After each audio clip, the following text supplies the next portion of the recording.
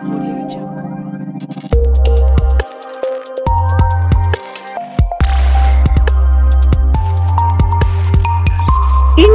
TV9 news Maharashtra. Solapur महापालिकेच्या वतीने शहरातील अनेक महत्त्वपूर्ण विकास कामांना गती देऊन ती मार्गी लावल्याबद्दल सोलापूर विकास मंचतर्फे आयुक्त डॉ. सचिन ओंबासे व प्रशासनाचा सर्व सोलापूरकरांच्या वतीने सत्कार करण्यात आला।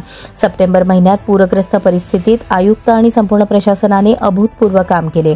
मृत पाळीव प्राणी आणि जनावरांची विद्युत दाहिनी 54 मीटर रस्त्याचे काम सुरू करण्यासाठी घेतलेला पुढाकार, ॲडव्हेंचर पार्कचे उद्घाटन, रंगभवन चौकातील LED सिस्टीमची दुरुस्ती, पुनर्रचना, होम मैदानाशेजारील स्ट्रीट बाजारची 50 दुकाने, लिलाव प्रक्रिया पूर्ण केली। रोज अनधिकृत अतिक्रमणे काढली जात आहेत। तसेच 1600 गाड्यांचे भाडे नोंदणीकृत करून देण्याची सुरुवात, जलतरण तलाव पुन्हा सुरू करण्याचा निर्णय यासह अनेक कामांची प्रभावी अंमलबजावणी महापालिकेने केली आहे।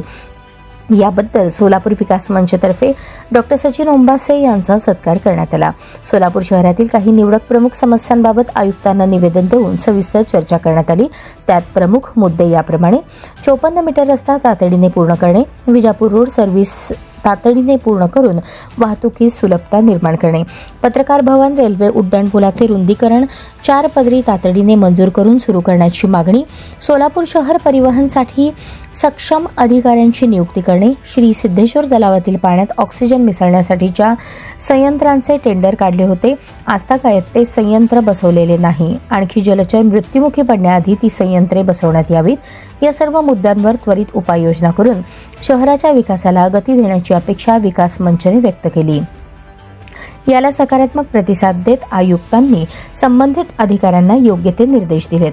यावेळी केतन शहा, योगीन गुर्जर, मनोज क्षीरसागर, मिलिंद भोसले, ॲडव्होकेट दत्तात्रय अंबोरे, प्रसन्न नाझरे, विजय कुंदन जाधव आदी मान्यवर सदस्य उपस्थित होते।